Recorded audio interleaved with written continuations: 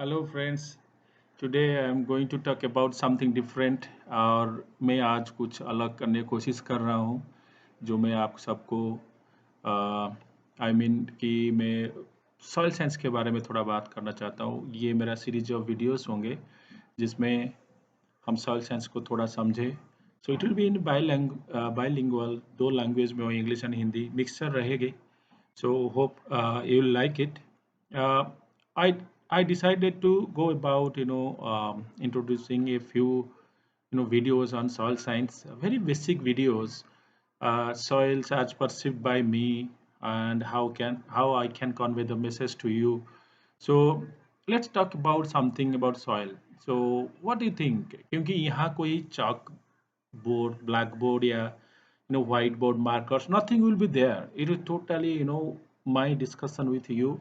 And मैं कोशिश करूंगा कि आपको समझाऊं कि सॉइल साइंस क्या है और उसके बारे में ये वीडियो देख के आप थोड़ा सा बहुत लाइटर वे में विथ साइंस आप उसको समझें। सो अभी दिस वीडियोस, मेरा जो वीडियोस होंगे ये 10 से 20 मिनट के बीच में ही होगा। और मैं चाहता हूँ कि ये वीडियो आप देखें और थोड़ा सा सॉइल साइंस को समझें। मैं टारगेट किया हूँ कि जो बीएससी एग्रीकल्चर या जो अंडर ग्रेजुएट स्टूडेंट्स है उनके लिए है। पोस्ट ग्रेजुएट स्टूडेंट्स उनको देख सकते हैं क्योंकि इसमें बहुत सारा चीज़ बेसिक चीज़ रहेगा जो अगर कुछ डाउट्स इनका क्लियर नहीं हुआ होगा या वो चाहते हैं कि इसमें हो, तो ये सारे चीज़ रहेगा। तो पहले हम एक्चुअली व्हाट इज सॉइल, आप सॉइल किसको और how it is different from the land. Soil तो आपको जानते हैं जो most important natural resources for food production, isn't it? And major part of human food is depend on soil. We get everything from soil, so it supports and nourishes all forms of life on earth. But how it is different from land? Land, मिट्टी और soil, जो land को आप देखते हैं, so is soil part of the land?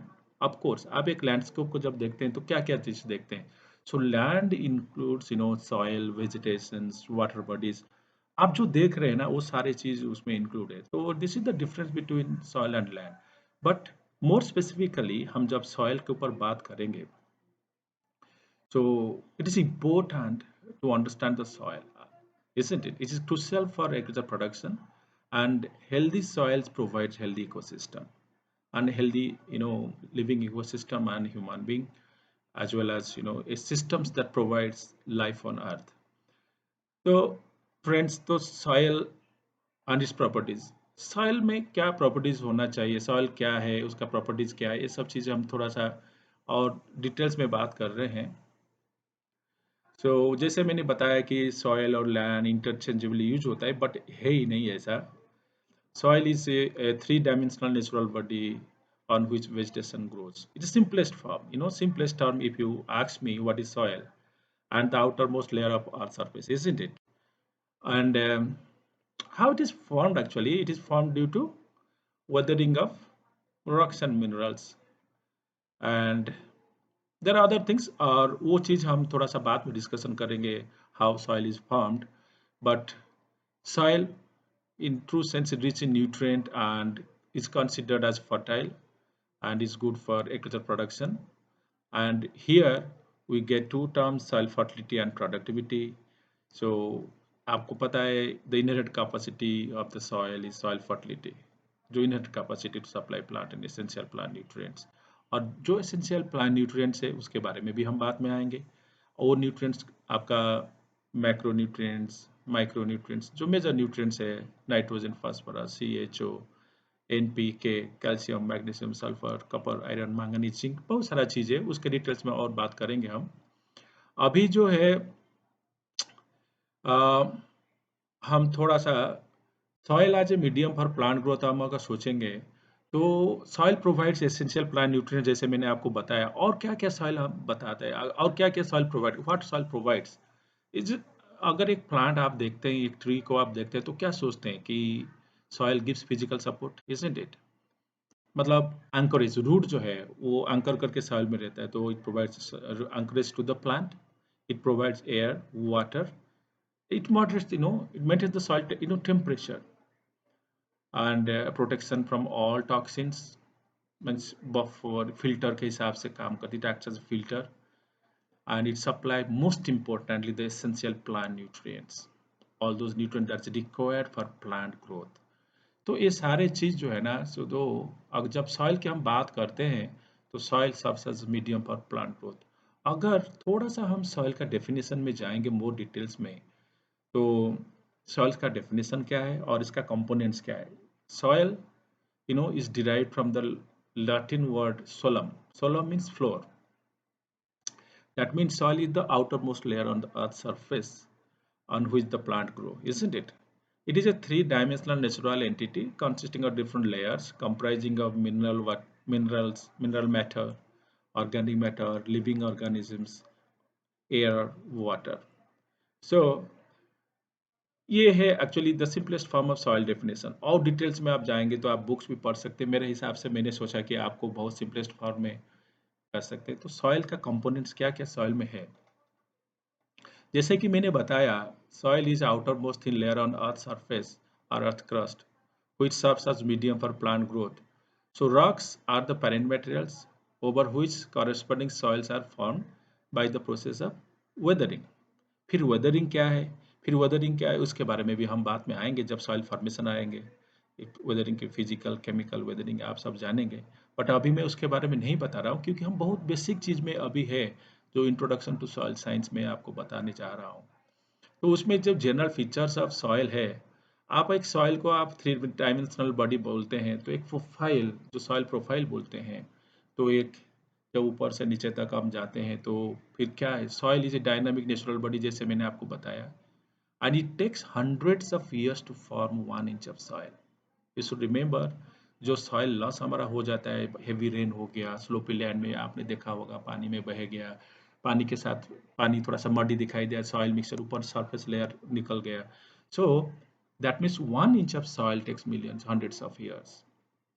And soil properties vary from one geographical region to another geographical region. आप सोच लीजिए कि मैं यहाँ भोपाल में बैठा हूँ, सेंट्रल पार्ट ऑफ इंडिया, और आप ईस्टर्न पार्ट में कोई है, कोई वेस्टर्न पार्ट में है, कोई नॉर्दर्न पार्ट में, क्या आपको नहीं लगता है कि वहाँ जो है वहाँ का सॉइल यहाँ का सॉइल और अलग नहीं है? डेफिनेटली है।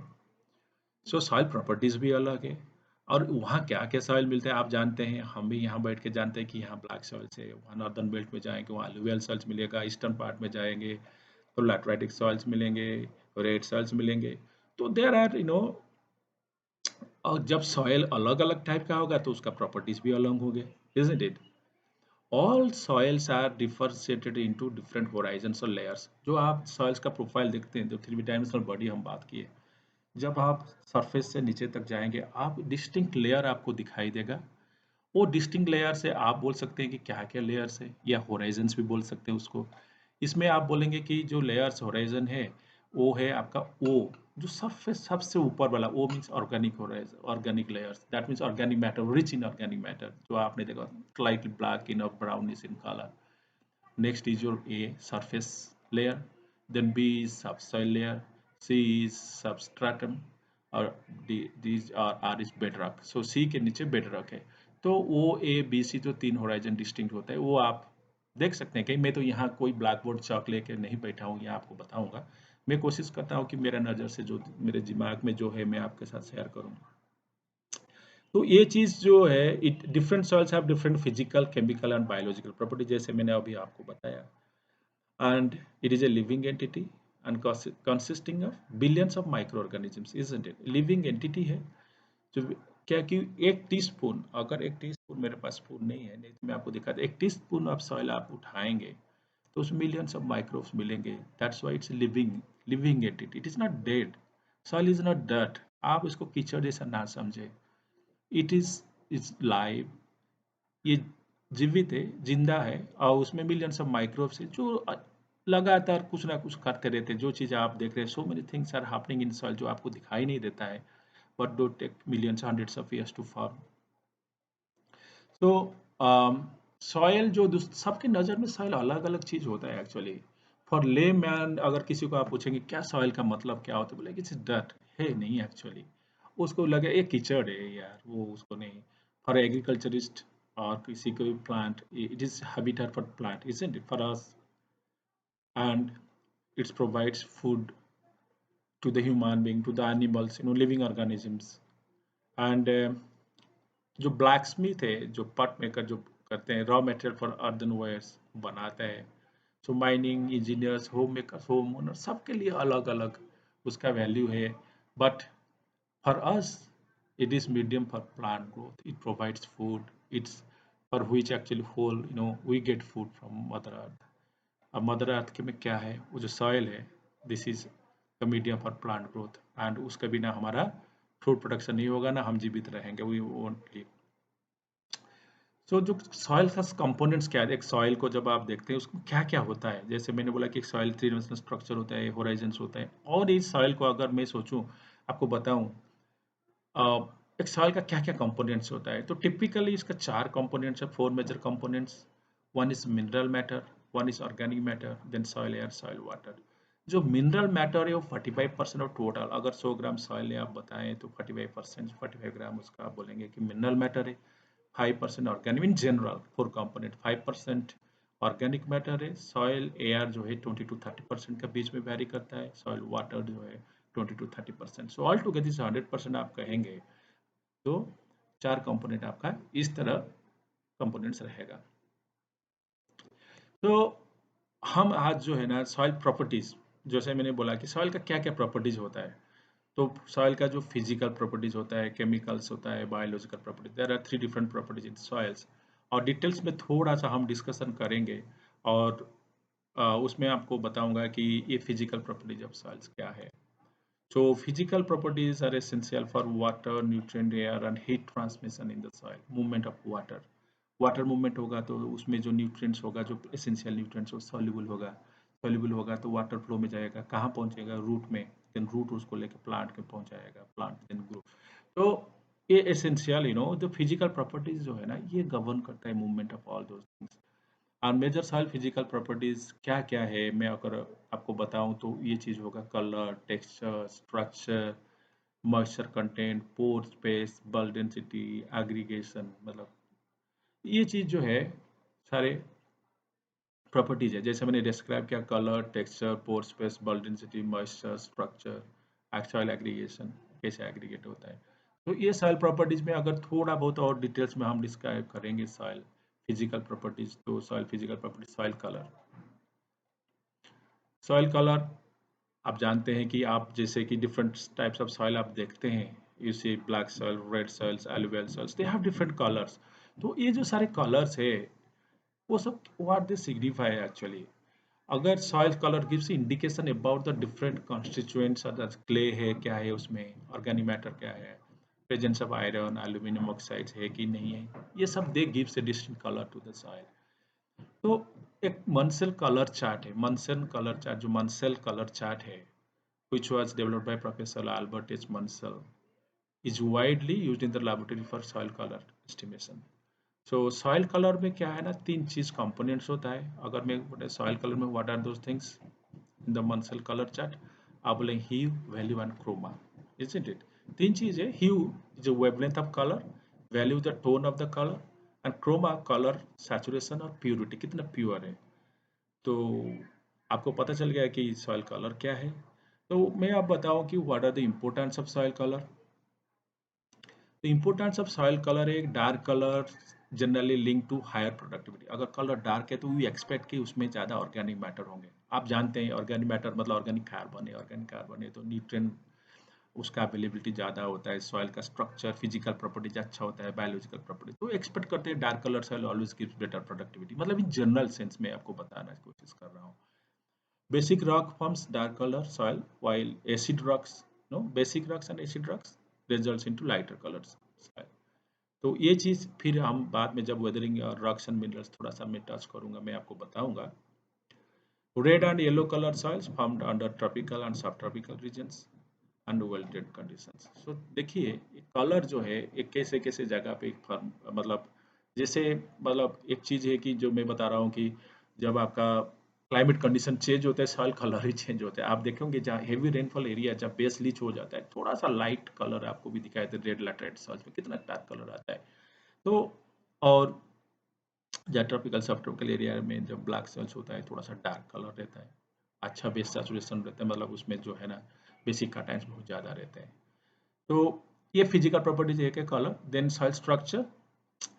Soil structure, what is soil structure? अगर आप मुझे पूछेंगे कि आप सॉइल स्ट्रक्चर क्या है बताइए, तो soil structure is the arrangement of individual soil particles into large unit called soil structure. It is due to arrangement of solid materials such as soil particles, sand, silt, clay, arrangement of sand, silt, clay, and organic matter binding together. कैसे bind होता है, तो that forms the soil structure. And soil structure, it helps in the movement of water, nutrient, air. So unit of soil structure are called pairs. So unit of soil structure are called pairs. आप book देख सकते हैं जहां आपको soil particles aggregate soil structure कैसे बनता है वो आपको दिखाई देगा, आप उसको देख सकते हैं. Generally, in general, clay, humus, calcium carbonate acts as binding agents. ये चीज मतलब जो इंडिविजुअल पेड्स है उसको बाइंड करके स्ट्रक्चर बनाते हैं. जो structure can be different types of structure, मैं थोड़ा सा बताऊंगा उसके बारे में. So pairs are naturally occurring groups of primary particles, sand, silt, clay, and organic materials. It occurs in different forms and size. Soil aggregates are building blocks of soil structure. Aggregation of soil particles can occur in different patterns, resulting in different soil structure. Soil structure is most useful in describing terms of grade, degree of aggregation. कैसे aggregate है, the means class or types of aggregation or forms. So, based on the arrangement of soil aggregates, soil structure broadly grouped into crumbly, granular, platy, blocky, prismatic. Different types है उसमें, जो आप किसी text book में आप देख सकते हैं कि ग्रैनुलर किसको बोलते हैं, क्रम्ब किसको बोलते हैं, प्लेटी, प्रिज्मेटिक, मैसिव, कलमनार, रॉकी, और किस किस सॉइल में ये सब दिखाई देता है, किस टाइप ऑफ क्ले में आता है. तो क्लॉड्स भी, आप एक चीज क्लॉड्स आप सोचे होंगे, soil aggregates form due to agriculture practices like tillage. Agriculture operation में क्लॉड बनता है, उसको क्लॉड बोलते हैं. आप टिलेज जब करते हैं आप देखे होंगे ना, वो सॉइल को ब्रेक कर देता है, छोटा छोटा बड़ा बड़ा क्लॉड फॉर्मेशन होता है जब हम कोई भी tillage operation before sowing of any crop. तो वो आप टेक्स्ट बुक जब देखेंगे आपको पिक्चर, मैं यहाँ कोई टेक्स्ट बुक या कुछ ऐसे नहीं दिखाने की कोशिश कर रहा हूँ, मैं आपको बताने की कोशिश कर रहा हूँ और समझाने की कोशिश कर रहा हूँ. आप थोड़ा सुनिए इसको और थोड़ा समझे और थोड़ा सा बेसिक चीज आप समझें. तो soil texture indicates the relative proportion of various size sand, silt, clay in the soil. It determines the pore space within the soil. Therefore, it influences the amount of movement of water, nutrients. क्या है? So size of primary particle जो sand, silt, clay है उसका size क्या है? Sand, अगर हम international standards देखेंगे, यूनियन ऑफ सॉइल साइंस उसका स्टैंडर्ड देखेंगे, तो sand is 2 millimeter to 0.02 millimeter, silt is 0.02 to 0.002, and clay is less than 0.002 millimeter. तो टेक्सचर में ये क्लास है. एंड हम कैसे सॉइल टेक्सचर डिटरमिन करते हैं? We determine soil texture field method. मतलब there are different kinds of field method. For example, आप रिबन फॉर्मेशन हो रहा है नहीं हो रहा है, या थोड़ा सा जब आप रिबन बनाते हैं ब्रेक हो रहे हैं, मॉइस्चर कंटेंट में किस टाइप का बिहेव कर रहा है सॉइल. तो फील्ड मेथड्स में आप एयर ड्राई सॉइल लेते हैं या उसमें थोड़ा सा पानी डालते हैं, फिर उसको there is a method you have to see कि कैसे होता है, जो आपको समझ में प्रैक्टिकल भी कभी कभी होता है बीएससी में फर्स्ट ईयर में. तो try to learn that one. मैं इतना डिटेल्स में इसको नहीं बता रहा हूँ, वो आप जानते हैं. बॉल फॉर्मेशन होना, रिबन फॉर्मेशन होना, ये सारे चीज़ उसमें आता है. स्क्वीज करने, ब्लॉक करने, उसमें और फ्लो हो रहा है नहीं हो रहा है कैसा है, मतलब उसी से पता चलेगा कि कैसा स्ट्रक्चर है और रिबन फॉर्मेशन है कि नहीं है, रिबन का लेंथ क्या है, whether it's loamy clay sandy clay, you can know. Apart from that, more accurately, field method is more of qualitative. अगर थोड़ा सा quantitative methods का आप फील करेंगे तो soil texture by triangle methods, उसमें क्या होगा, आप इंटरनल पिपेट मेथड यूज़ करेंगे या वॉइकस हाइड्रो मेथड यूज़ करेंगे. उसमें डिफरेंट टाइम इंटरवल में आप इस सिलेंडर में पानी डालेंगे. उसमें एक मेथडोलॉजी आपका जो प्रैक्टिकल होता है सॉइल फिजिक्स में इसमें दिखाई देगा, जहाँ आप वॉइकस हाइड्रोमीटर क्या होता है और इंटरनेशनल पिपेट मेथड, बस जानिए दो मेथड्स है उसमें. हम सॉइल टेक्सचर उसमें, that means soil texture is a proportion of sand, silt and clay in soil fraction. और थ्रू ट्रायंगल आपको पता चल जाएगा कि based on percentage of sand, silt and clay in the sample, आप बोलेंगे कि ये किस कैटेगरी में आता है, क्ले में आता है, लोम में आता है, सिल्ट लोम, सैंडी क्ले लोम, इसमें आता है नहीं आता है. So next is physical property जब बात करते हैं थोड़ा सा हम सॉइल बॉल डेंसिटी के बारे में बात करते हैं. It is one of the most important soil physical indicator and provide information about soil compaction and also about root growth.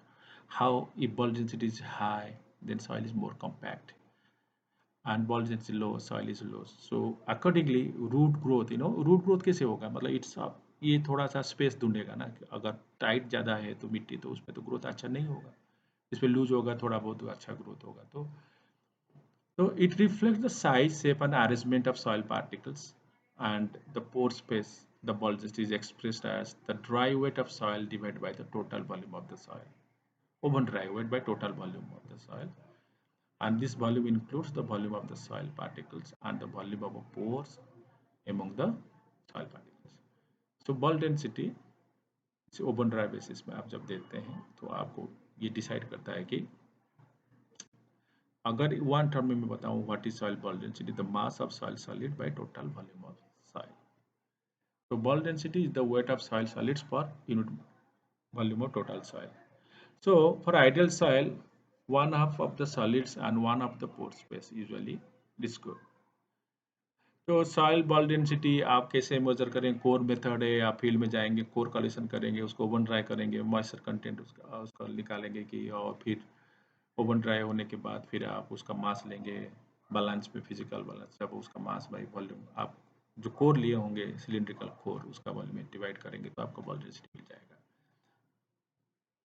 और पार्टिकल डेंसिटी आप जानते हैं कि व्हाट इज पार्टिकल डेंसिटी, और बॉल डेंसिटी रिलेशनशिप क्या है, और परसेंटेज पोर स्पेस क्या है. Percentage pore space is 1 minus B D by P D particle density into 100. आप ये वॉल्यूम में आप पोर स्पेस भी निकाल सकते हैं. तो कितना पोर स्पेस है सॉइल में, it depends upon the what is the bulk density, because bulk density only changes due to cultivation practices but not the particle density, the true density of the soil वो change नहीं होता है. तो लगभग एक mineral soil में 2.6 2.65 रहता है, but ball density depends upon the clay content, organic matter content, cultivation practices, organic load, कितना रेसिड्यू ऐड किया आपने, क्या क्या किया, उसी हिसाब से वो चेंज होता है. तो यू रिमेंबर दिस थिंग. तो अगर मैं बोलूँ कि किस सॉइल टाइप से कितना बॉल डेंसिटी होता है, तो सैंडी सॉइल का जो 1.6 है और ऊपर थोड़ा रहता है, लोम सॉइल 1.4, क्ले सॉइल 1.1, 1.2, 1.3 इसी रेंज में रहता है, और सिल्टी लोम का 1.3, 1.4 इसी रेंज में रहता है. तो ये हो गया आपका soil bulk density. Then soil physical properties की बात हम कर रहे हैं तो थोड़ा सा हम सॉइल मॉइस्चर कंटेंट भी बात कर लेते हैं कि सॉइल मॉइस्चर कंटेंट हम कैसे डिटरमिन करें. जैसे मैंने आप बोला जो कोर आपने कलेक्ट किया है बॉल डेंसिटी के लिए, वो मॉइस्चर कंटेंट आप भी निकाल सकते हैं, ग्रेविमेट्रिक मॉइस्चर कंटेंट, इसमें कितना मास बेसिस में कितना पानी है उसमें. आप वो सॉइल को लाइए, ओवन में रखिए 105 डिग्री सेल्सियस में, फ्रेश सॉइल के, फिर ओवन ड्राई आप रखिए 24-48 आवर्स. उसके बाद देखिए जब वेट कांस्टेंट आने लगे, देन आप उसको इनिशियल सॉइल कंटेंट जो आपने जो लिया मॉइस्ट सॉइल का माइनस ड्राई सॉइल का, फिर आपको पता चल जाएगा कितना मॉइस्चर है. This is called gravimetric moisture content. तो ऐसा है. फिर आप एक चीज मैं आपको बताना चाहता हूँ, what is saturation. Saturation mean जब ऑल पोर स्पेस जो वाटर और एयर स्पेस वो, क्योंकि 50% अगर हम सॉलिड मानेंगे, जो 45% मिनरल मैटर है और 5% ऑर्गेनिक मैटर है, तो फिर आप उसमें जो देखें जो बाकी 50% वो पोर स्पेस या आप सोच सके वाटर और एयर होगा. जब सारे एयर वाटर फिलअप हो जाएगा, that is the pore space. तो एक सिंपलेस्ट फॉर्म में आपको अगर बताया जाए तो क्या है, ड्यूरिंग प्रोलॉन्ग्ड रेन फॉल और वेट इंडिकेटेड, अगर अच्छा से आपने पानी दिया, कल बहुत बारिश हुई, all the soil pores are filled with water, isn't it? Such soils are said to be saturated or at maximum water holding capacity. So a saturation point और नो, मतलब अब एयर एंट्री नहीं हो पाएगा, उसमें स्पेस है ही नहीं. और इस सिचुएशन जब saturation many crops can not withstand, because उनको भी रूट को भी रेस्पिरेशन करना पड़ता है, और जब पानी चारों तरफ है, ऑक्सीजन नहीं है तो मर जाता है. तो इसका इम्पोर्टेंस भी थोड़ा समझ लो कि सैचुरेशन का मतलब क्या होता है. जब सैचुरेशन की बात आ जाए, थोड़ा फील्ड कैपेसिटी की बात आ जाते हैं. सैचुरेशन में पूरा फिलअप हो गया पोर, फील्ड कैपेसिटी में क्या होगा, वो ड्रेन होने लगेगा ड्यू टू ग्रेविटेशनल पुल, नीचे पानी चला जाएगा. So after the drainage of excess water, the perceptible decrease in the rate of downward movement of water. The larger soil pores are filled with both air and water, and At this stage the soil is said to be at fill capacity. तो 24 to 48 hours के बाद जब saturation के बाद जब fill आ जाते हैं तभी आप बोलेंगे ये फिल कैपेसिटी में है. At fill capacity the water and air contents of the soils are considered to be ideal for plant growth, isn't it? The fill capacity for a sandy soil is reached within 1 to 2 days, while in clay soils it takes about a week. ज़्यादा time लगता है because फिर वही suction absorption डिसऑर्प्शन वो सब बात आएगा, बाद में हम पढ़ेंगे, उसमें सॉइल फिजिक्स में बताएंगे थोड़ा सा आपको, बट ये आपको जानना जरूरी है.